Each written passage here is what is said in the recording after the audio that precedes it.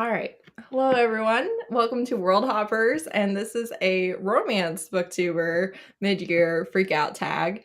And so we're very excited. I know I've been on Worldhoppers before, but I think both of you are new, right? You've never been on. Nope. So let's go ahead and introduce your channel, the types of romance that you tend to read, and yeah, just give them some idea of who you are and what you do. I'll go first. I'm Robin. I'm from Paperbacks and Planners on Instagram as well as on YouTube. And I read a lot, predominantly contemporary romance, but I also will go into monster romance and I like emotional stories or really, really low angst stories. So total opposites of the spectrum. Yeah. I'm Steph. My channel is Novelty Corner, and I tend to read a variety. I'm mostly contemporary these days. This year, mostly hockey romance, but a little bit like Robin. I don't necessarily seek out the emotional reads, but I tend to get fairly emotional when I read books. But I also like very low angst stories because I don't like to be stressed. But I did sort of start out with sci-fi books before I read romance. So eventually I always cycle back around into sci-fi romance as well. Yeah. I feel like this is going to be us being like, same. Yeah. Like a lot. Steph and I have the same favorite book of the year. Right, exactly. It's like, let me find the two most similar people. I'm Heather from Hia Booktubes, and I read romance. And if I'm not reading romance, then I'm probably dabbling in fantasy, but I'm primarily romance. All three of us read really diversely, and I think I read a lot more paranormal maybe than you guys do. Probably. But a lot of overlap, except I don't like emotional books at all whatsoever. We know Although I not will to. cry. Dude, I read a 60-page steamy novella today, and then I was like crying at the end of it. I was like, oh my god, that's so sweet. So like I can't do it. Yeah, we know what not to recommend to Heather. I say we have Oh, two man. Pisces and a Virgo. So like We are what we are. we are what we are. All right. First question is best book of the year. So I guess Robin gets to get it. It's like we both have the book. We can both hold it up. This is the latest. No, not the latest Talbauer. Talbauer has come out with a more recent book, but this was a hockey romance that is following a guy who ends up at the same or at this like really, really terrible hockey team. And he discovers that that hockey team is doing so terribly because they are dealing with a systemic abuse situation from their captain. And then all of the upper management at the team is kind of enabling the situation. And he comes in, and with the help of a good friend of his that recently purchased said team, the two of them overhaul the entire team and they take all of the people that were dealing with all of this abuse under their wing and they form a really amazing found family. Probably my favorite found family of all time at this point. And there's a really amazing romance between our hero and his co captain. And I sobbed uncontrollably. Yeah. So I don't know how I can follow that explanation because this is also my favorite book of the year. I've read it 3 times already this year.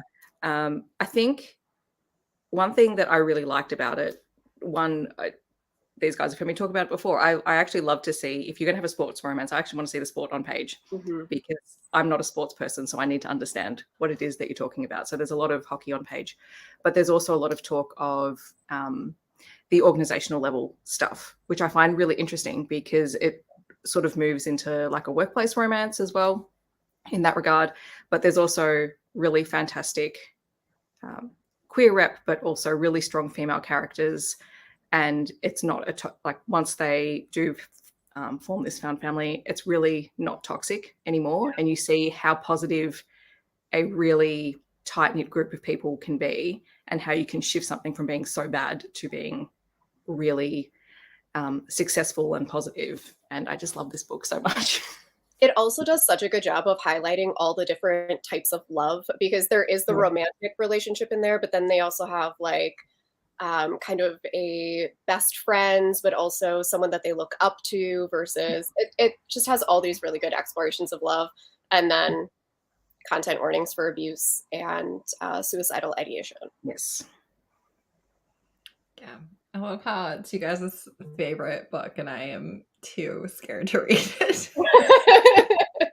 It's not even on my TBR. I'll read it with you. Yeah, we'll all read it together. Emotional support. Yeah, you'll just. Well, what would probably work is if you spoiled like all of the content warnings. So it was like it's I can do that. to like 20%, and then it's happy to do that for you. Yeah.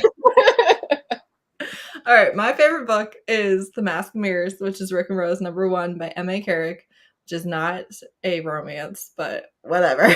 It's still my answer. It's a fantasy book that's character driven, and you have a con woman who's trying to worm her way into the nobility, and then you also follow the girl that was in like the childhood gang with her, and the like police officer type character who is indigenous and is considered a class traitor, and the noble family that she's trying to get in with, and a criminal who has risen to the richest man in the city, but the nobility is still closed to him, and a mysterious vigilante, supernatural-ish maybe character that has been kind of protecting the indigenous people for hundreds of years and messing with the nobility. And you follow all of them and just their lives and how they're connected and how they're layered in together. And they're super clever characters. If you want like just to love everything everybody says and be like, oh, who's going to win now? This is like the best. And it's just very clever world building and characters. So that's my favorite. Read fantasy, but every time you pitch that book, I just want to read it. So much, you don't even know. I'm such a character-driven reader, and every time you pitch it that way, it's like, oh, I want to. I'll tell you what. You know what? I feel like this is the adult kind of version. It's not the same storyline or anything like that. But if you want a much simpler thing that is like my all-time favorite is the Thief series by Megan Whalen Turner. It's technically YA, and the first book is the slowest in the series, and there's like big reveals at the end of each book. But like this to me is for the lovers of that series. I'm like, yes, this is what I've wanted since I finished that series. That's awesome. So, and I read that when I was like 11. And the last book, the 6th book in the series, the last book came out in like 2019 or 2020. Oh so I waited like my whole life to finish that series. But it's completed now, so you know, you can read it whenever. All right, best sequel. Mine is Something Spectacular by Alexis Hall, which I don't own that one yet. It is book 2 in the, I don't know the name of the series. Book 1 is Something Fabulous, but we are following an Italian opera singer who is a Castro, and they come to England to do some performances, and our heroine, who has always been in love with her best friend, ends up meeting them, and the two of them end up having this strange sort of agreement to hang out together and possibly form a relationship for a limited amount of time. We have a very, very queer cast. We have Alexis Hall, who addresses gender in really amazing ways and discusses on page about the way that gender can be fluid. And they have a really, really amazing relationship, and it's funny. All of Alexis Hall books are absolutely hilarious, and I just love that one. And the ending of that book, that last scene, that epilogue, will live forever, rent-free in my brain. It kind of came out of nowhere. Came out of absolutely nowhere. But, you know, historical romance, super queer. Yeah, love it. Yeah, he tends to be my historical romance go-to. It reads really contemporary, which is the only reason that I can get on with it. I'm not a big historical romance reader, but Alexis Hall can do it. He does a good job. Yeah. My best sequel is not technically a romance. It is the Kate Daniels Wilmington Years series, which is technically urban fantasy, but if you are at all familiar with the Kate Daniels series, there is a long-standing relationship that has gone on now, spanning something like 12, 13 books, and it is amazing. But this is the most recent installment, and it's a spin-off series from the original one, and we are finally getting to see sort of the direction that Ilona Andrews are planning on taking the series, and I was really, really excited. Heather and I recently read it, and I just got so excited when I was I'm like, this feels like the original series, and it feels like something we haven't necessarily had from Ilona Andrews for a little while, because all their books are a little bit different.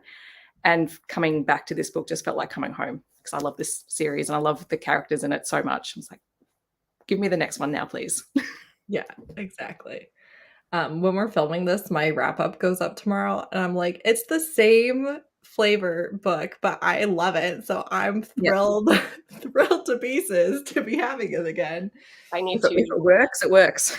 I need to read that author duo so bad. I haven't read them yet. Yeah. You don't even know what you're missing. Sorry. No, I know. It's literally the best. I can't even begin. Yeah, we will literally buddy read. We reread those books continuously, basically. Yeah, I was just, you guys have done rereads a couple of times, I feel like. Yeah. We just finished. Go ahead, Steph. I was going to say, the graphic audios for the first couple of books in the Kate Daniels series are out now, and they're really good. The first two are out, and they're out in August. Yeah. And we just finished the Innkeepers read along, and we're going to start the Edge series, which I don't know that I would like recommend starting with the Edge series, but you could, because it's like their only series where each book is a standalone couple. So in that sense, it's good, but like it's not their best. I feel like I need to start at the beginning. Yeah, work my way up. You should either start with Hidden Legacy or Kate Daniels. Those are Kate Daniels is where I think I'm going to start. I just have to commit. And then if you go to Innkeeper Chronicles, you probably should start with the Edge first, because there's a little bit of overlap. Yeah. But we didn't do that. We'll let you start one book before we explain that you really just read them all. It's literally our advice. It's fine. All right. My favorite sequel is The Liar's Knot, which is book number 2. It's a trilogy, so this is the middle book, but I think that it really doesn't fall into a lot of the pitfalls that you get with middle books, particularly a lot of the progress that I wanted to see with our characters and like, what were we doing? Where were we going? And, especially when you start this book, there's a lot of conflict and you don't know, like, are we not going to get anything resolved until book 3? But you get lots of things taken care of in the second book, and it really sits at book 3 without being like, oh, we're just dragging it along because we still have another book and we can't solve it yet. It really didn't feel like that at all, which is part of why I loved it so much. Like, I loved it just as much as the first book, if not more, because Vargo, my baby, just like, you need, like, I love my characters so much. I'm just like, you need taken care of. You all need to be okay. You all need to be happy. And like, we're working our way there, maybe. If they kill someone off in book 3, I'm gonna lose my mind. Just know that. That's always my fear when I read like adult fantasy. I'm like, there's no guaranteed happily ever after. I don't know. Like, I'm sure there will be some deaths, but like specific deaths had better not happen. I will literally never recover. All right, a new release that you haven't read yet, but need to. Mine is technically my current read, which is what I had originally. It's That Time I Got Drunk and Saved a Human. Yeah. Which we won't even go on about the title right now. But it's book 3 in Kimberly Lemming's That Time I Got Drunk and Saved a Human series. Oh my god. Yeah, this with the better font on this one. And it's book 3 in a fantasy romance series that's kind of medieval-esque, I guess. And our heroine is a cinnamon farmer. And in book 1, she accidentally saves a demon and starts this whole story down about taking out the person that they think is a goddess, but is actually evil and has trapped the demons, and now our heroine has to be the hero and save the demons. And book 3 is following a character that we didn't know existed. I don't want to spoil who it's following because it took me a minute to figure out who it was. And she is trapped in a tower and is being guarded by a dragon, and that dragon will not let her leave. And she's been there for 5 years. And then a different dragon shows up and she accidentally drugs him. And then he flies her away and accidentally bites her and mates her. And now they have to figure out that situation. It's a really fun series. It got picked up by Orbit, so it is being traditionally published now. And I think book 1 has been re-released at this point, if I'm remembering correct. I think maybe, but don't take my word for it. But it's really fun. It's really low angst and silly, and that's a good time. It's also written by a BIPOC author and follows Black heroines, and it's really great. And all of their names are ridiculous. Mm-hmm. Brie, and it's spelled like the cheese, and cinnamon and cumin. To make sure you remember them. To make sure you remember Mm-hmm. Yeah. My one, I've literally just changed my mind about what I was going to say for this one. So this is going to be interesting to see if I can remember much about the book. But it's The Sinner and the Scholar by Lana Paherchek. And it is her most recent series. The second book in this series literally came out today, I think. I got a notification about it, and I still haven't read the first one. And it's book 1 in the Sinner Sisterhood novels. And I'm pretty sure it is assassin nuns and demons. And I have seen them recommended as, like, if you're a fan of Buffy and Supernatural, it's the kind of book that you would like. So Lana Paherchek is an author from Western Australia, and she wrote a series of superhero romance novels called The Deadly Seven. And I read through those, and I think this is loosely linked to that because there is an order of assassin nuns in that series. And since I love that one. What is it called again? This one, The Sinner and the Scholar. I'm just adding it to Goodreads. You said Buffy, and that's like a buzzword. I will read anything if it's compared to Buffy. See, I don't care about that at all. All I've taken in is keywords and the fact that I like the author, so we'll see. But I'm hopefully getting, because I pre-ordered a copy from her when I met her at Rare, and they hadn't been ordered yet, so it's in the mail at the moment. So I should hopefully get it next week, and I will be reading it as soon as it gets in my hot little hands, because I really enjoyed her books. They're pretty fun. I think I remember you talking about that, but I don't particularly care for superhero, based books. So, but this one does sound more like something I would. I've had her that like wolf one. Like that's also good. Is it? But keeps getting recommended to me on Kindle Unlimited, and every single time I'm like, one of these days I'm just gonna download this. The Longing of Lone Wolves is the first book in the series, and there's like it's an ongoing series, because I ordered a stack of those books from her as well, and they have different sort of subsets. So there's the Order of the Wolves, there's the Vampires. I think we're currently on the Slough. Anyway, they're like shifter stories and sort of weird old Earth stuff. I need to get back into them. I've only read the first book. Yeah.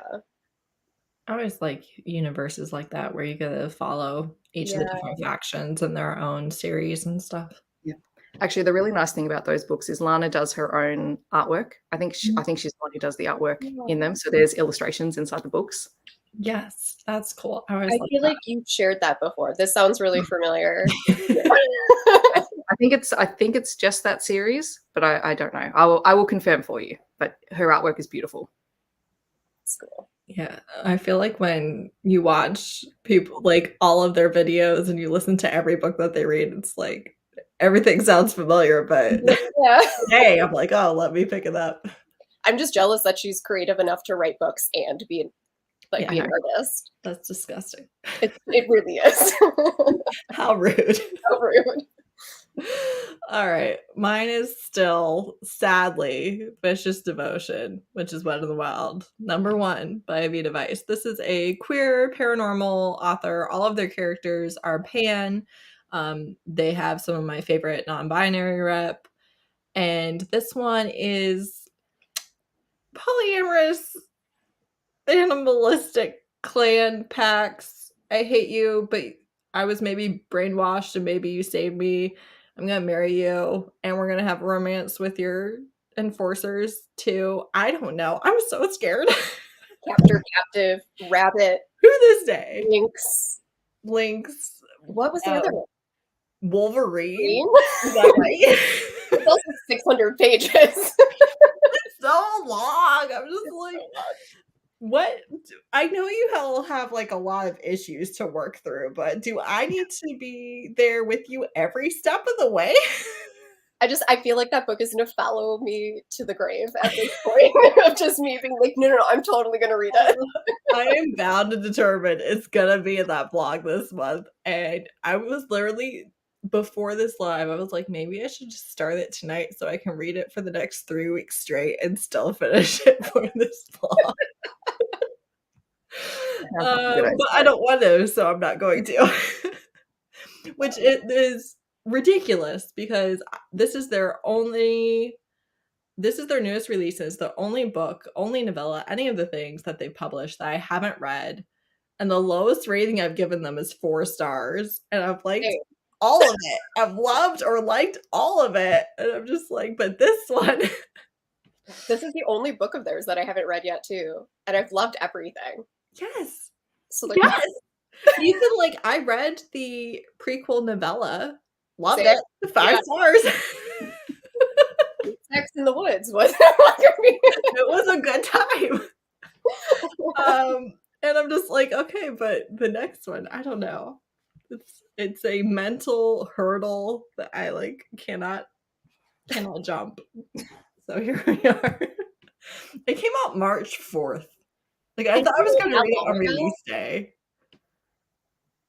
I purchased that book on release. I pre-ordered it. I spent money. It's on Kindle Unlimited now, but I spent money on it. I know, I bought it. Yeah, here we are. Okay. Leading right into your biggest disappointment, which can't be Vicious Devotion because we haven't read it. Mine is Highest Bidder by Sarah Kate. I feel so angrily towards this book still, and this even has a limited edition cover. I suppose I should just start bringing these up because this also got picked up by a publisher. She was originally an indie romance author. It got picked up by Bloom, and they are putting non-people covers out. And I own all the original people covers. Yeah. And I don't want to purchase this one because I was so angry about it. It is a huge age gap. Our heroine is like 19, 20, something like that. And he's late 50s, early 60s, something like that. And he is a billionaire. And she learns that he had a relationship with her mom. And so she goes and tries to track him down. And then when they finally meet for the first time, she decides not to tell him that he had an affair with her mom. And then instead they get together. And there is a surprise pregnancy at the end that made me so unbelievably angry. I was on board with the ridiculousness of the rest of it. I was like, whatever, this isn't going to be my favorite book. It's a little weird, but right.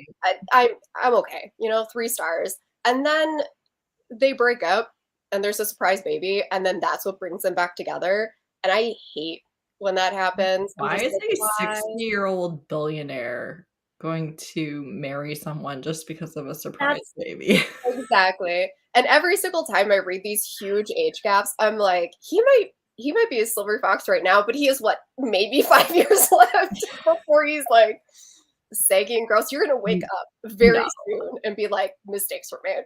Right. Right. So yeah, didn't like that one. Yeah, I wouldn't like it either. Yeah. I think I was reading through some Kylie Scott books. She's another Australian author. And I read one, it was Love Under Quarantine, which I actually really liked the concept of it because it was about these two people falling in love. They live next door to each other in apartments during Yeah. lockdown. But oh, that's cool. I'm interested in seeing how it works. And it just felt so flat for me. And I didn't like it. And I don't know what else I have to say around that, except it just didn't work. And I was so disappointed because I'm like, this has the perfect opportunity to be like this meet cute because they don't know each other. And yeah, it was just really disappointing because I've loved everything else that I've read by Kylie Scott. Like, yeah, no, this didn't work for me. Yeah. I feel like those are the biggest disappointments is Yeah. when you've read and loved lots of things from them. Yeah. And she's like, yeah, this isn't even good. Yeah, That was like yeah, with no, the pass. Ice Bitter. It was like I gave all the other ones 4 or 5 stars, and then Hey. that one I was like, oh, what Yeah. happened? Who wrote this? I picked a random DNF for this one.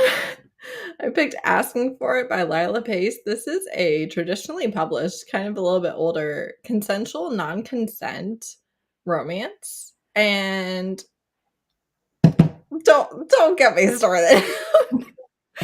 Okay, all right. I hate when you are marketing your book as a specific kink, and then the whole beginning of the book is your character who is into that kink being like, this makes me a disgusting human. I'm a terrible person. What is wrong with me?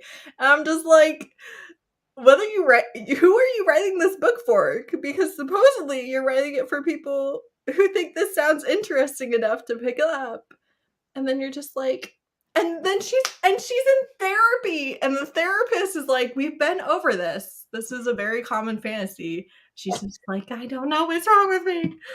And I was like, whatever, lady. I don't, and maybe she's like a college student or like a grad student or something. So I don't think she's like, I don't know. She might be a bit young, but at the same time, I was just like, I don't care. This is the thing. Okay, here's the thing. I really need, and I might be alone in this, but I need my characters to be at a starting place where I can accept them. If they're starting way down here, but like we're going here, I don't care. I don't want to read this whole chunk where you're down here, and I'm just like get your act together. I need you to make progress a whole lot faster than you're making it. So I DNF'd very early. Basically, she like has a flat tire and is stranded alongside the road, and he fixes the tire for her, and she's like alone at night, and she's like fantasizing about if he had 4 stars or something, and then they meet again at a party, and I was like, I'm out. I don't care about you.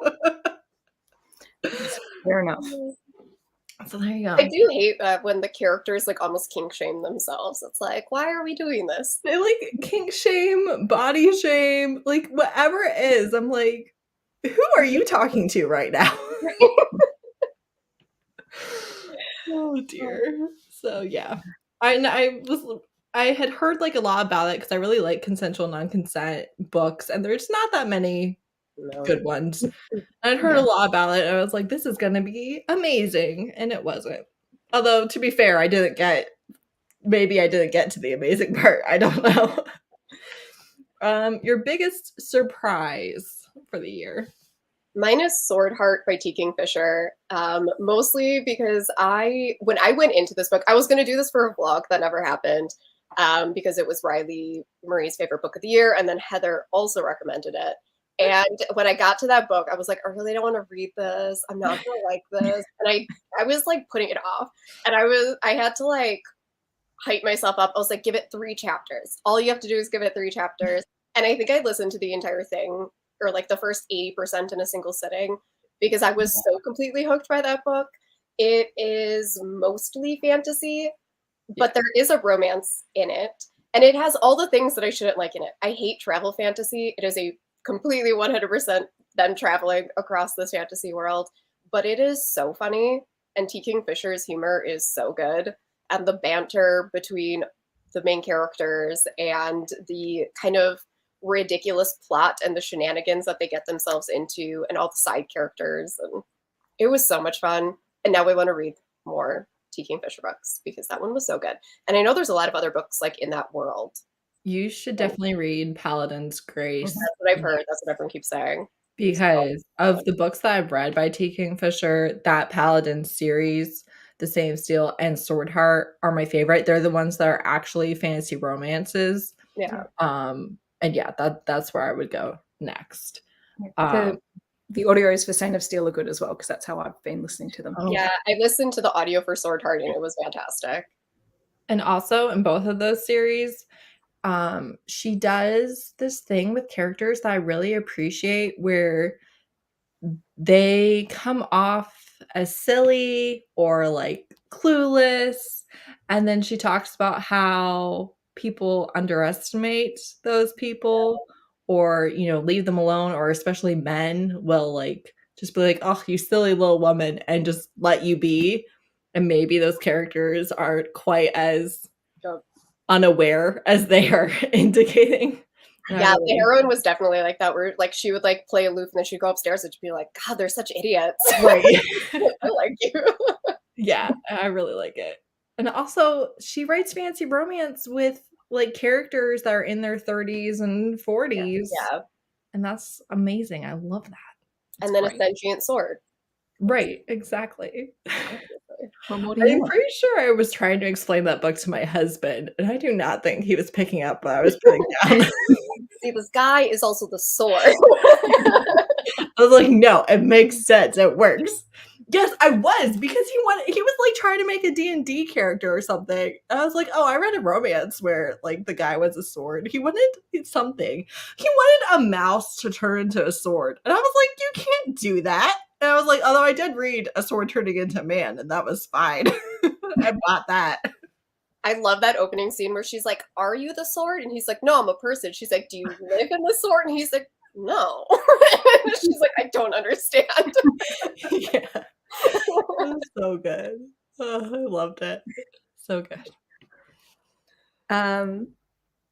My biggest surprise, and I have to preface this by saying the first time that I thought about this tag this year, I had 3 books in my top favorite book for the year. So I have spread them out across this time. So I've gone with Inner Jam by Kate Canterbury. And I think it was most surprising because I had never intended to pick it up. And a friend of mine said, no, you need to read it. And I read it and I loved it. And I've pushed it on everyone ever since. It is a contemporary romance. It is a small town. It's a version of the single dad trope. It's actually the hero is the sole guardian of his niece, and she is struggling in school. She swears like a sailor and is one of my favorite kid characters in a romance book that I've read in a long time. And the heroine ends up coming to town because her grandmother has passed away and she's inherited her grandmother's property, which is next door to his farm. And they knew each other very briefly as teenagers. And in order to secure her grandmother's house long-term, or her property long-term, she needs to enter into a marriage of convenience with the hero. And he has been in love with her for the longest time, and she's utterly clueless about this and thinks the whole thing is just a fake arrangement. And he is absolutely sweet. He's the biggest dirty talker. And the whole thing was so delightful. Quiet until he's in the bedroom, and then all of a sudden, and we were saying the other day, like in a romance book, there's often a grand gesture scene. This one has been like, I don't know, is it 10 or 15 years or something like that in the making? Yeah. And when you figure out what it is, it's just very, very sweet. And I love this book a whole lot. I haven't read it yet. So. You need to. You don't even know. You would love this book, Robin. You don't even know. I'm saving it. I had it on my TBR for months, and then Steph was raving, and I was like, okay, I have to. I think it's one of her. It like does nothing for me. And so the cover is garbage. Yeah. I'm so sorry, Kate Canterbury. I think once you read the book, the cover grew on me, because I didn't think much of it. But once you sort of read the book, you understand why the cover is the way that it is. Gotcha. Yeah. It would be better with the cover. It's just very like bland, and so every time I see it, I'm just like, oh, it's just gonna be like a contemporary romance. It's like generic. But she one has a lot million of percent. Go ahead. she has a lot of very just text covers with Yeah. icons in the background. This one. Yeah. So it's just kind of like a thing that she does. I Yeah. feel like Kate Canterbury, which I just put another book of hers on my TBR, and I'm very proud of myself because I need to like not leave her at one and done Which one? because it was so good. But her covers and like Kristen Ashley's covers, I have to read despite the cover. The cover would Yeah. never convince me to read that book When ever. they've been recommended after the climb, I was like, why? What I'm is literally just like, and it's always when I'm like editing afterwards, putting the book covers in, that I'm like, I forgot to mention to not judge this book by this cover. Now I do want to know, Heather, which other Kate Canterbury book is Oh, on your I team? put Magnolia Okay. something. I've got it like right here. The Magnolia Chronicles. There was Okay. it's like the third book in it is what I actually want to read. The Bell and the Beard, the one that was the Oh yeah, I want to read bisexual rep that got like that super homophobic review and then everyone read it because of that. Yeah. Um which like but yeah. So I want to read that one, but I kind of want to read them in order that. because Yeah. I did enjoy it so much. So that's why I put it on there. But her her writing and her characters both were just like immaculate. So you Oh, know okay, she knows what she's doing. yeah. Yeah. I could literally rave about that book for a long time just because there's so many different things that I'm like, you did Yeah. that so well. I love how you talked about that and how like this conversation that they had on page and how they addressed that and it's perfection. All right, mine is Zenny by Rebecca Weatherspoon, which I had read one book by this author before and not really loved it. And then this was just as good as everyone said, which I am not. A hyped up book is like a thing for me to overcome, right? It being super hyped makes it less likely that I'm going to pick it up. I kind of wish I weren't like that, but I am like that. Like mentally, it just is, and I can't fix it. So I wasn't gonna read this, but it's two bisexual kind of disasters.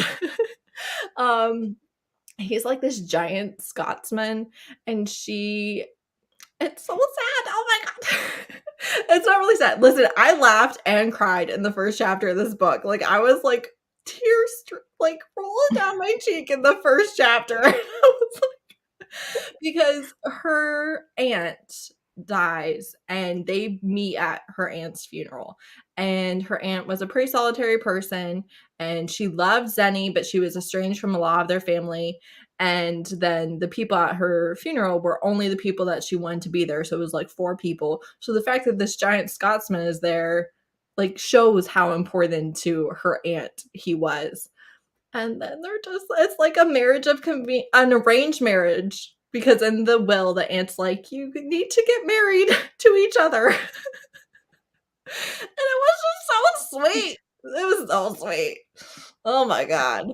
It was a I'm lot. And it's so funny and so quirky and this is also a great child-free romance. And yeah, they were really really good to each other. I really liked them. I'm just realizing, Heather, how much if you like Zenny, you'd like Inner Jam, and if you like Inner Jam, you'd like Zenny. They're very Yes. similar. There's a lot of Yes. similar bits in it. I agree. And also even like just the humor and like the Yeah. style of writing and stuff, very similar in like the best way Yeah. possible. It's so different than her Beards and Bondage Yeah. series, too. Mm. Like, so different. Yes. It really is. Okay. Favorite new author. Mine is, it's kind of cheating because I actually read my first book by A.H. Cunningham right at the end of 2022, but I had already done all my wrap ups and everything like that. So I'm just like counting it. But as A.H. Cunningham, I read something release at which is her Christmas novella that follows the couple from I think Ablaze, if I'm remembering correctly, and then Plie, and then A Turn in the Air, and I'm obsessed with all of her books. I love them a lot. Plie is fantastic. And I follow A.H. Cunningham on Instagram, on social media too. And she's very nice. And she's answered all my questions. All my DMs and stuff when I message her asking about the books and stuff. And Yeah. I really like her books. And I need to finish reading her backlist because I have a couple of other ones. And her covers are so good. Like, how are all of her covers so good? Every time I see your covers, I think of the video you did, stuff where you talked about like the different cover things that you like. And I think, Heather, you did this too. You're like, the colors are like super important. Yeah. And every time I look at her covers, I'm like, it's the colors. That's and she has illustrated covers that are actually interesting and detailed and not just faceless blocks on a bright blue background. Yes, exactly. They all have like direct impact to the story, and they actually look like the characters. This one. Yes, it's so beautiful. Yeah, it's just, and they're all really different. Because A Turn in the Air is a little bit more romantic suspensey, and Turn in the Air, or in the Plie, was like BDSM, and so they're all very different, even though they're set in the same world, and it's just very good. I love her characters. Nice.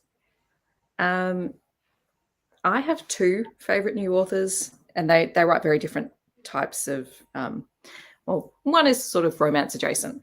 So one author is Emily Rath, who writes both contemporary hockey romance and also queer historical romance. And her writing style, I'm going to talk a little bit about one of her books later on, but her writing style is just so snappy and so on it. And you can tell that she does her research for things. She knows how to write a scene that moves really quickly, because her books are long, but they don't feel long.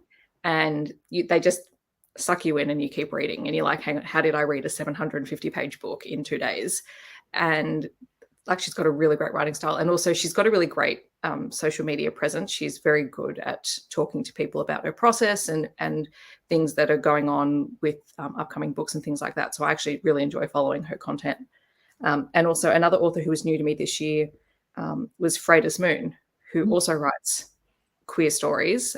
Most of the ones that I've read are paranormal novellas with threads of romance in them. They're not strictly a romance book, but very interesting stories, very cool concepts. And I've really enjoyed sort of exploring a couple of those and need to go back and read some more. Yeah. Have you read Three Kings? Not yet. I have that one sitting on my Kindle TBR. That's why I was asking. Because I was just looking at it. I was like, do I download it? I haven't convinced myself to buy it. The one that I really liked was, oh God, I'm going to get the H's wrong. Havoc. Yeah. Yeah. I chickened out. I was like, what if it's scary? It's not. Well, it's creepy. Like if you can get through something like Supernatural, like that's I never watched Supernatural because I went, what if it's scary? But it is good. And it's not long. It's not long. No, it's really short. Yeah. I read Exodus 23 by them. What I want to read is Three Kings, because it's like based on Taylor Swift's Evermore album. Like, I just want it, but I don't want to pay $4 for it. So I keep looking to see if it goes on sale. That's what I've been like. Every now and then I just like scroll through and be like, are you 99 cents today? Yeah, exactly. Mine is, I don't really have a great answer for this, but mine is Marion Blackwood, the Ruthless Villains series. It's very gimmicky. It's not like the best technically, but like, look at the cover, and if that cover speaks to you, then like the series will speak to you too. You've got villains, and in this world, everyone has their magic forcibly stripped from them when they graduate the academy. And then all of that magic goes into like the magic current. And then everyone can use a little bit of magic and no one can use very much. And like fire is the most common magic, so most people can like do fire with the magic current, but a lot of the rarer magics, like they go into the force of the current, but that ability is not there at all because there aren't enough contributors. So if you manage to escape or you decide not to contribute your magic to society, you're known as a dark mage and you are hunted and killed and all of that. So the dark mages live out in the wilderness. They have mansions and they have lackeys and, you know, all this, and but they actively try and kill each other constantly. So you really have to be powerful and smart to survive out there at all, really. So they've been trying to kill, these two have been trying to kill each other for years at this point. And we open up with like another scene where they are actively trying to kill each other and coming close, you know? And then like it's a draw and they have to stop. Well, the heroes have a particular magic user who has not graduated the academy yet, so he's still in line with the law, but he has his magic, and basically he binds your magic. You can no longer do magic. So if they bring this person out, like all of the mages are going to be done. They're gonna lose. And what the heroes and the city and stuff don't really realize is there's only like 6 dark mages out in the hills, and the only reason they're surviving is like they assume there's a lot more, but they kill each other all the time, so there's not. So they're now going to have to work together and go into the city and kidnap this magic user and like win. So they work together and they try and kill each other more. But then they also sleep together, and also maybe she's never come from anyone else, and also maybe he can use his force magic to vibrate his fingers, and maybe they're like perfect for each other in every single way. And so like the first book ends, I think, with him being like, I'm in love with her and she can never ever know. And they betray each other constantly, and it's perfect. If you want like I said, there's like some repetitive writing, some gimmickness. If you want like 2 villains who love each other's villainy and like will absolutely murder anyone who hurts the other one while still actively trying to kill each other, that's perfection in a maybe not great way, because I haven't given any of the books 5 stars, but I do really like them. I just read Liberty Falls, which has Yeah. that like as a contemporary thing where they love to like drive each other absolutely crazy. Yeah. Right. I was like just thinking before this, I was like, I need to find another book that has that dynamic. Because I loved it.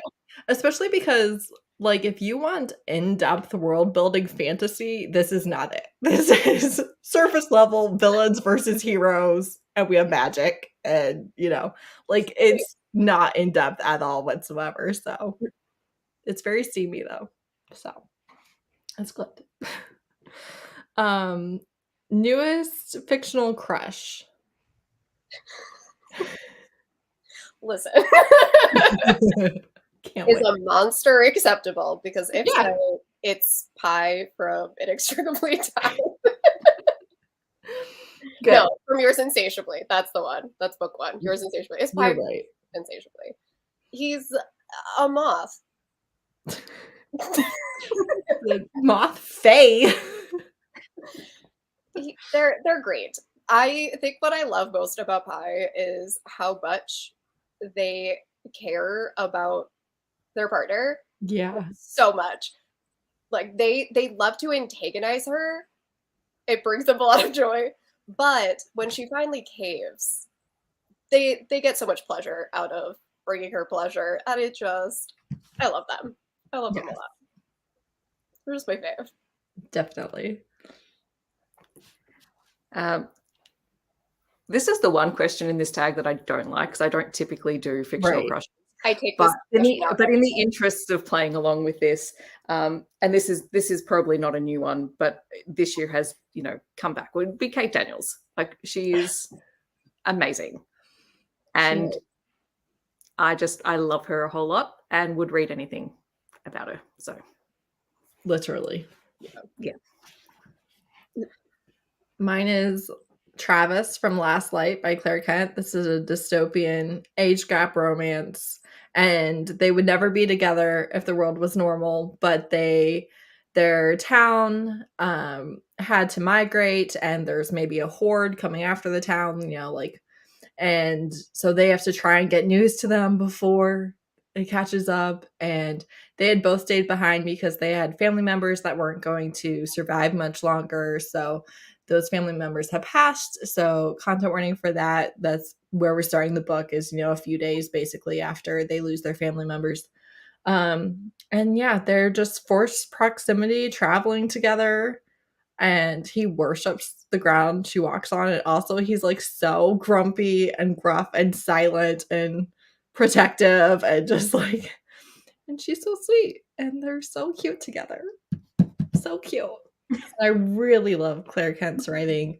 I am making my way through her whole backlist and will literally read like anything that she writes. Anything. I added that one after yesterday's. Good. So I was like, that sounds amazing. I love it. It's so good. And doesn't get nearly the hype that it should. All right, newest favorite character. Oh, new favorite character. Yeah.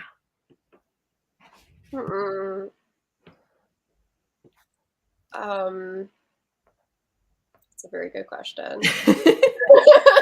You want me to go first while you think about it? Yeah, I don't remember what I answered for those.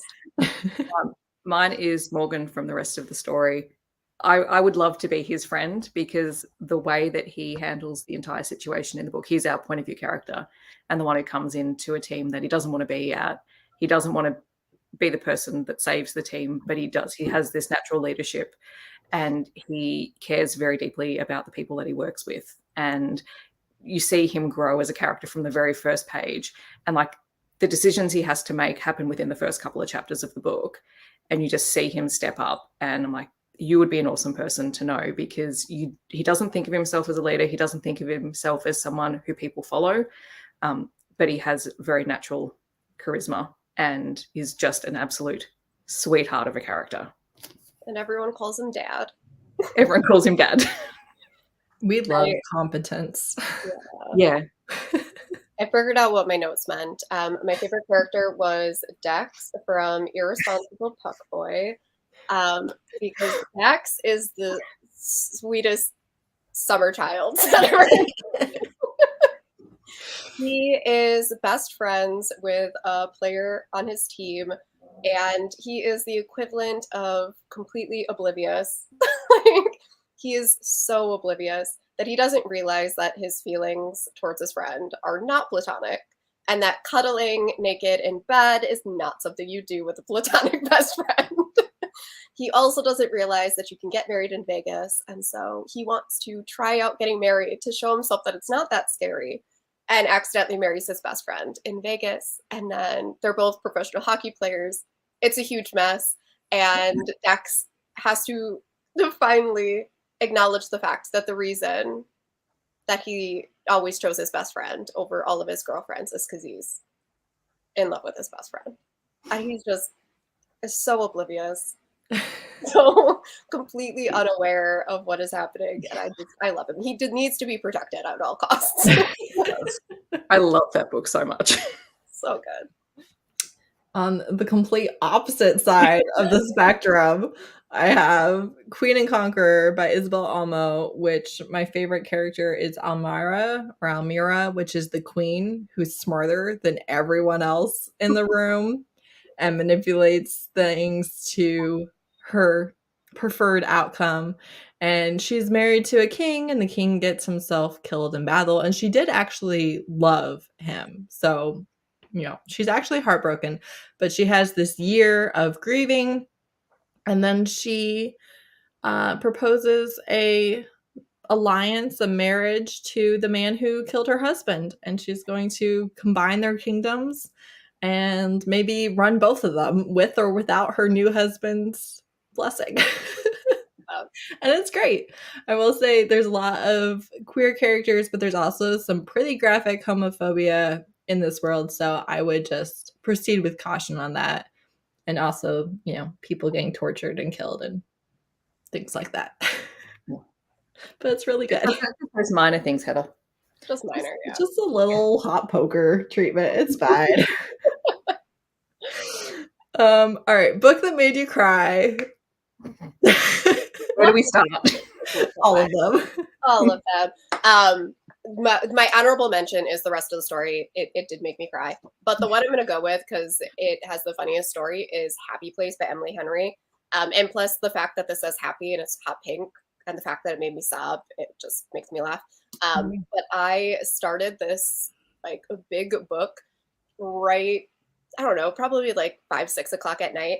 And I did not want to put it down. So I sat in bed in the dark and listened to the last like 45 minutes of this book while my husband slept and sobbed in the dark while he slept.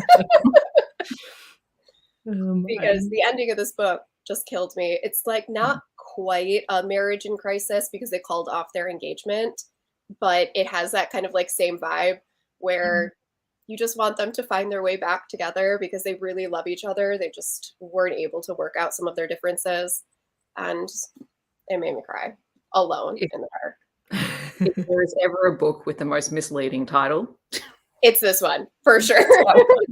It is nothing about this place was happy. No.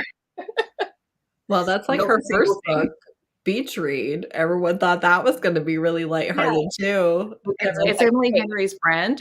They look light and fluffy, but they're really not. Right. Yeah, my honorable mention is the rest of the story, although I have since stopped crying over it because I have now read it enough time. Read it enough time. First time, tears. But one that is sort of similar to it is Brick Walls by L.A. Witt, which is another hockey romance, and it is about two goalies who are basically vying for the starting position on their team, and so they don't get along for a significant portion of the book because they are fighting it out for the same job. But their romance is very sweet when it comes around, and when they sort of figure out, because they've known each other for a while and they've never really gotten along, so once they figure out their issues, I'm like, it's precious. And they complement each other really well. Mine is not a news to me book, but The Hookup by Kristen Ashley is my favorite small town romance of like all time. They have a one night stand. The first page is her waking up the morning after, and then he's like, I can't do this. And then she is like, okay, bye. And she's new to town, and he had a longtime live-in girlfriend that broke his heart and left and took his dog. And, you know, just everyone knows that they were meant to be together and he's never going to love again. And then she shows up in town and like goes to the bar, and all of a sudden he's like smiling and buying her drinks and people. So then the town like picks sides on whether he should be with the ex-girlfriend or with this new one that makes him happy. But this is not a sad book. It's really, really, really not. And I reread this when the news of Taylor Swift's breakup came out because I needed emotional support. I was like, my paranormal relationship, my parasocial relationship. Like, I'm going through it right now. So I was like, I need my comfort read, and I cried my way through this whole 500-page book. I cried like 10 times. Like every possible moment, I was tearing up, and like it was a lot. It did not do what I needed it to do. I felt emotionally distraught. At the end, I was like, I'm still trying to recover from Taylor Swift and Jailer is over. I can't believe you made it through all 500 pages sobbing. You didn't just think maybe I should move on. No, I couldn't because I was back with like my favorite characters, and I was like, oh, I love you all so much. I made a lot of mistakes, honestly. Well, it was obviously very therapeutic for you, Heather. Clearly. Was it? Did I need it? No. I would have recovered eventually. All right. A book that made you happy. Mine was Coming Home by Kennedy Ryan, which is the only Kennedy Ryan that isn't going to make you cry. And it made me really happy. It's a Audible original, so it's really short. It's like a 2-hour audiobook or something like that. But it has a full cast narration as well as like musical instruments and things like that. And it's a really low angst second chance romance between these two older main characters, and they never got their timing right in college, ended up going their separate ways, and now they're back a couple of, I don't know, 10, 15 years later or something like that for their university's centennial, and they're getting their second chance romance, and it's just really fun and really cute and lighthearted, and it brought back all the college nostalgia, and I enjoyed it. It's one of those books you just smile your whole way through. It's really sweet. Nice. Parking Around, which is the ginormous book. So this one is a hockey romance. There is a prequel novella that sort of sets up two of the characters that we meet in here. It is a why choose polyamorous situation. So you have Rachel, who has recently become the physical therapist for the Jacksonville Rays. And when she gets there, she discovers that a guy that she had a one-night stand with is one of the defensemen on the team. And then she also meets his best friend, whose name is Caleb. And so Jake and Caleb have what is best described in this book by everyone around them as a house-husband relationship, but they're platonic best friends. Best friends. And the third hero in the book is Ilmari, who is a Finnish goaltender. And it's all of their relationship and how they figure out their relationship, because Rachel and Jake had a relationship first. Rachel develops a relationship with Caleb, and then Caleb and Jake figure out their relationship. Rachel also has a relationship with Ilmari, and it looks at the dynamics of a group where not everyone is physically involved with everyone else as well. But it is a very smartly written, very quick-paced story. What else was I going to say? I had a thought and it's just left my head. Anyway, it's great. It looks like an absolute chunker of a book, and it is, but it reads really quickly, and it's kind of written in two parts. So there is like a natural break almost 50% of the way through the story where you can stop and take a break from it.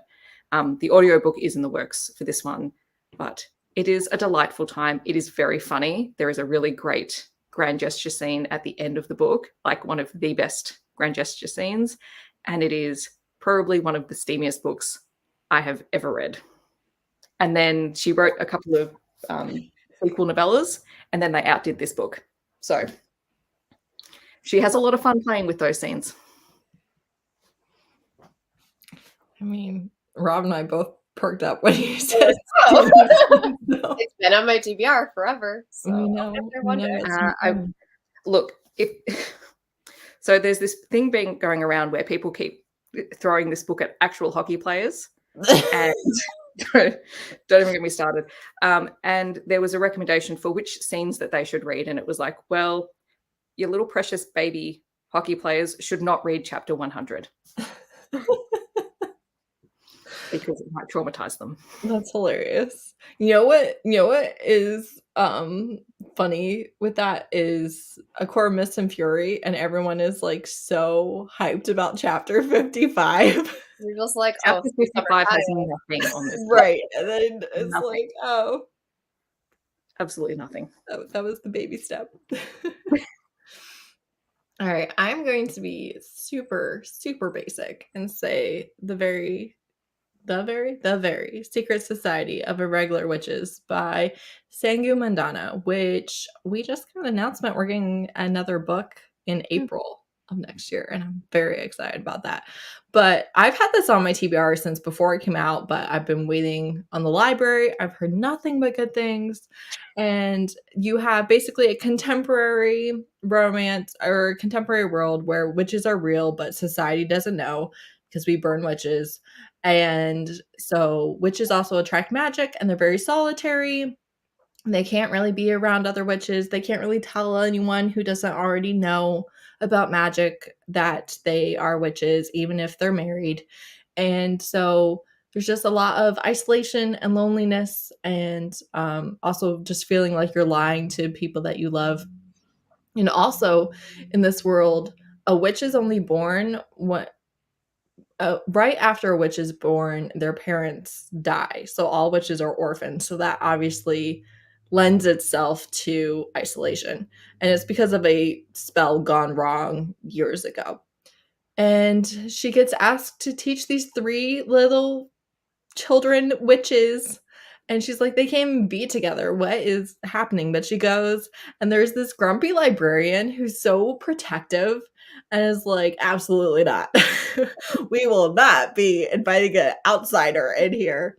And then he's so sweet. He is the biggest pushover. That man's heart is like, he's so grumpy, but he also like cannot bear to hurt your feelings. And it's so sweet. And there's like this older gay couple, and one of the guys is trying so hard to matchmake them, and the other one is trying to save them from his partner's like machinations. The realest partner back in. Right. And there's also a housekeeper, and they're just like the sweetest found family ever, ever.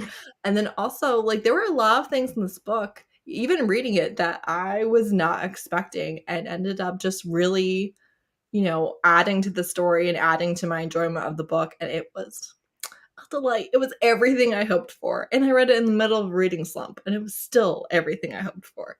So cannot recommend enough. If you've ever thought about reading it, do it.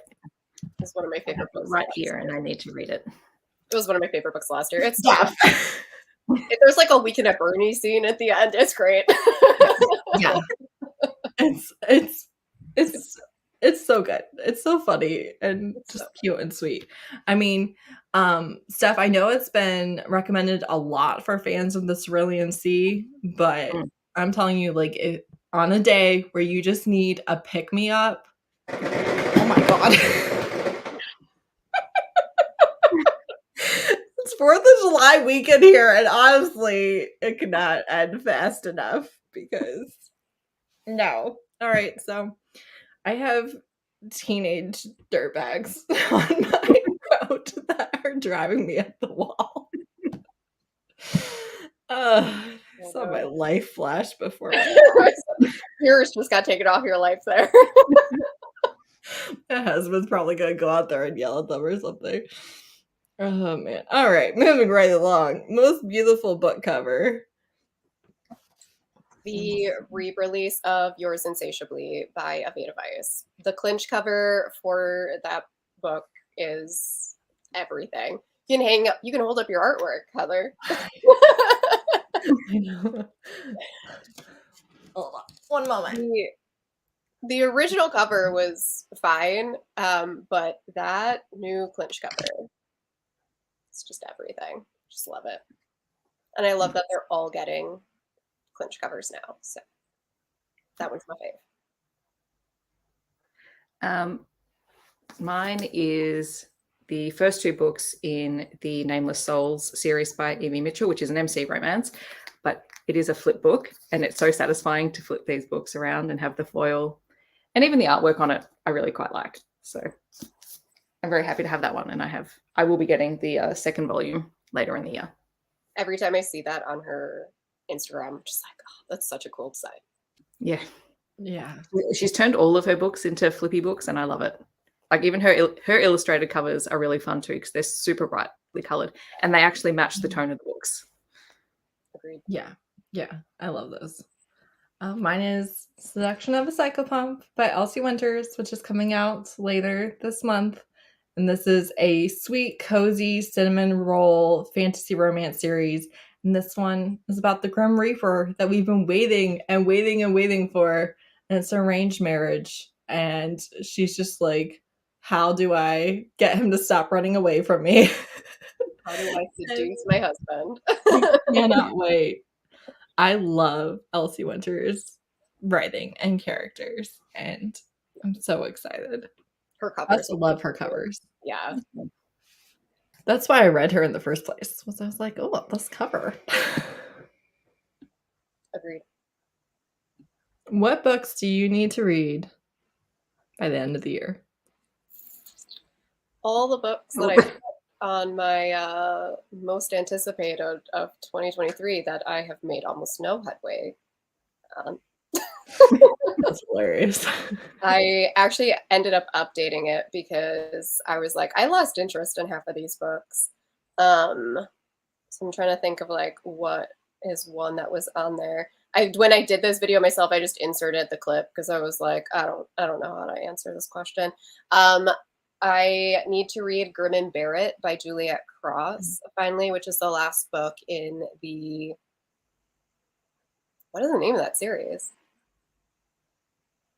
Now I'm mentally blanking on it. Yeah, like So this, well, the Stay a Well, Spell. Stay a Spell. Thank I you. zoomed in. So I need to read that one.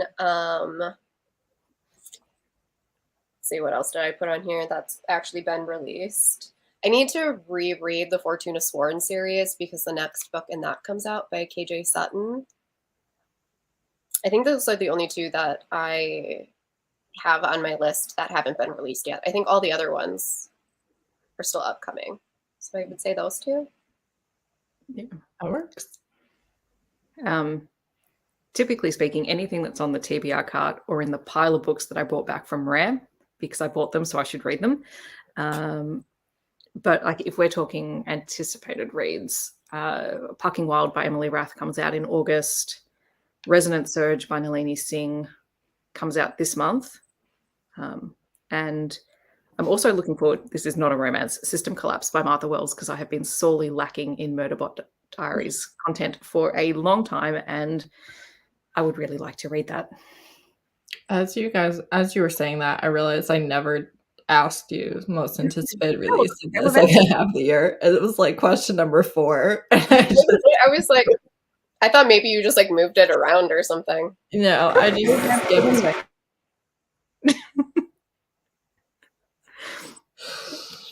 So, anyways, having a great time over here. Tell. Mine is the Edge series by Alona Andrew, which ignore the cover. Just pretend like the cover doesn't exist. Okay. But we're gonna do the read along for this. So this one, which the first 2 will be rereads for me, and then I'll get to finish the series for the first time. So that would be cool. I need to read The Jessed Heir, which I'm 1 chapter in, and that's it so far. Yeah. All that manga behind my shoulder. I need to read and return to Izzy at Happy for Now. And it's not going great. So I remember last year she wanted to film like a manga shelf, like flip through. So she went her manga back in like mid-October, and she had sent them to me in like May or something like that. And when I tell you I like force read like 13 volumes to try and get it back to her. So I struggle. I really like them when I'm reading them because they're like romance manga. But I just think naturally I only reach for like one every couple months. I'm not really a multiple volumes at a time manga reader, so that's my main focus. Yeah. Oh, It's so rude. like, don't you know we're in the middle of something? Right, exactly. Favorite video you've posted this year? Mine is the Reader's Guide to Fantasy Romance series that I did. It was 5 videos long, and I'm so proud of myself for sticking with all 5 videos and not giving up halfway through. It's like a real achievement, but I broke it down by like subgenre, I guess. So there's like angels and demons, paranormal. I don't even remember what they all were, monsters and high fantasy. And I just really liked that series a lot. And I enjoyed the reading vlog because it made me read Leviathan Song. So That was a great achievement. it was a great achievement.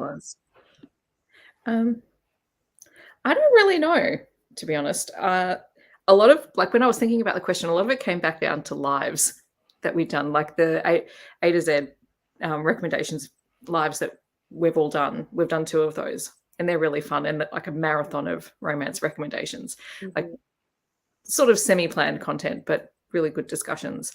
I suppose if it was a planned video, maybe the Ted Lasso reading vlog, where a bunch of us read books that were recommended to Ted Lasso romance books that were recommended to Ted Lasso characters, just because it forced me to read a bunch of books that I would not normally have picked up. And what, like, behind the scenes, we had a draft pick of who was reading what and whatnot. So it was kind of a fun process. But yeah, a lot of it tends to be lives, because I think you get to have a lot of different reactions to to things in the moment, as opposed to pre-planning everything. Yeah, I love lives too. They're definitely just some of my favorite content to make. Mine is my I'm not like other booktubers pick me video, which One of my I have a list going for round 2. And we'll see when I can find the time to film that. But I I had so much fun with it, and especially because, like, it's all in my head, and I'm, like, trying to figure out how to do things, and I kept, like, changing things or deleting or coming up with a different idea, and then, like, the final product was, like, such a like, so far into the process, I'd gone through, like, so many different things by the time I got to that end result that I was just like, "Oh, I kinda love how this turned out," and then, like, people actually watched it and were like, "What is this weirdo doing?" That video was so funny. I think I like was crying laughing by the end of that And video. hands down, my favorite video of the year. It was so funny. That's super sweet. I will not lie, I was very nervous putting it out because I was just like, I don't know.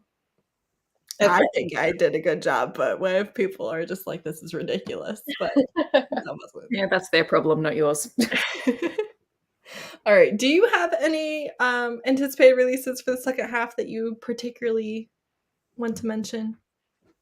um if anyone is interested in fantasy romance, the 3rd book in K.A. Tucker's fantasy romance series comes out, Queen of Thieves and Chaos. I'm excited for that one. And then the last book in the Last Binding, maybe, by Freya Marsh. The first book is A Marvelous Light, so Power and Bound comes out. And that is a queer historical fantasy series. Those are, I think, my 2 most anticipated, which is weird because they're both fantasy books.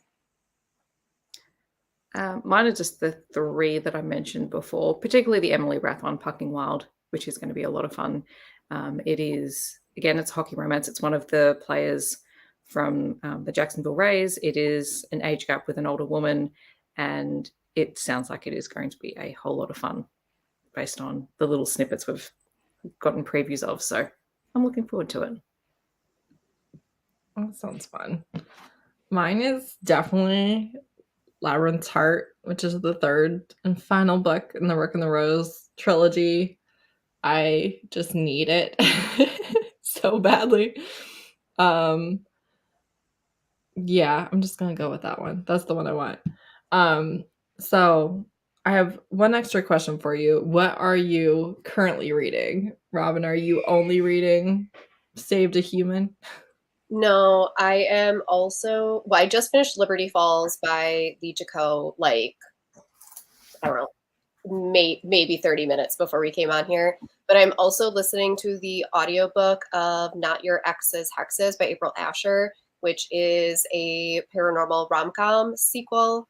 And we have triplet witches. And this one is her falling in love with a half demon who needs to satiate his demon. And the best way to do that is a physical relationship. So it is them trying to not fall for each other as they keep having sex.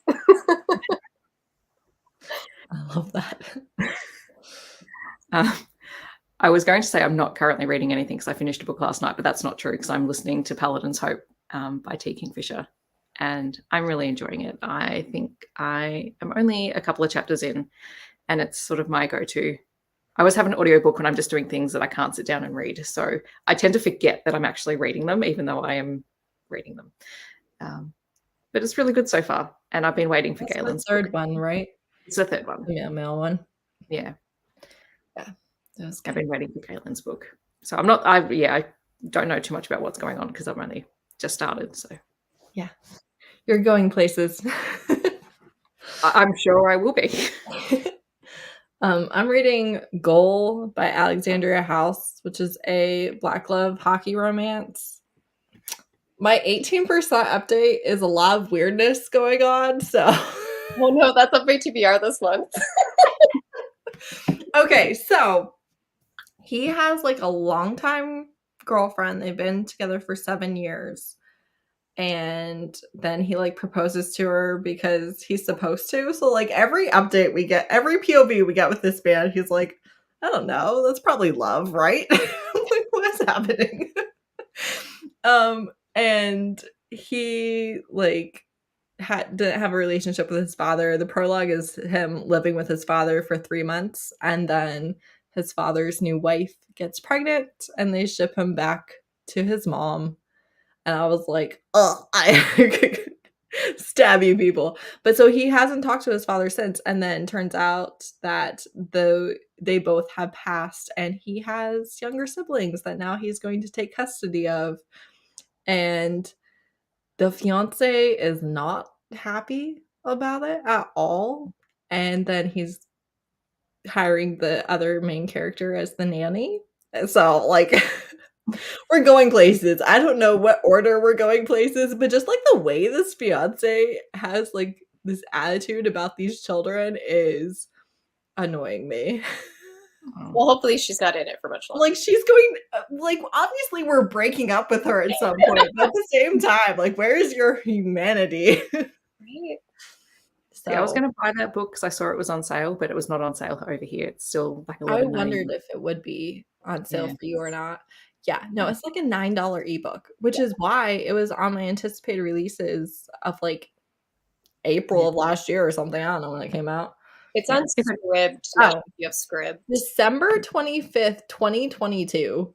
Oh, So 6 months, 7 months, 8 months, whatever. Yeah, We'll see. I haven't read it because I'm not paying $9 for it. But I will pay $1.45, so I did. yeah, I, But I have have Scribd. I have the audiobook on Scribd now, so yeah. The thing about Alexandria House is sometimes I don't really love her books that much, and sometimes they're like favor of the year. So you don't really know which one you're paying for when you're buying a expensive ebook. I'll be waiting for your review, Heather. Well, it's probably coming. unless I do that. Which the sequel comes out soon too, which is yeah. Second Chance Romance with a divorced couple, I think. Oh, Okay. That's interesting. I knew that it was coming out. I saw your video. Yeah. Yeah, I want to say they're divorced and there are still feelings there. And they try again. Always a good setup. All right. Thank you both so much for doing this with me. I really appreciate you for doing that since I asked you last night. If you would. But yeah, this was fun. I'm glad we got to talk all of our favorite books. Yeah. I watch every video they put out, so like if you want to go subscribe to them, I would. Thanks, Heather. Thank you. Thanks so much for watching. I gotta go, apparently. Bye. Bye. Bye.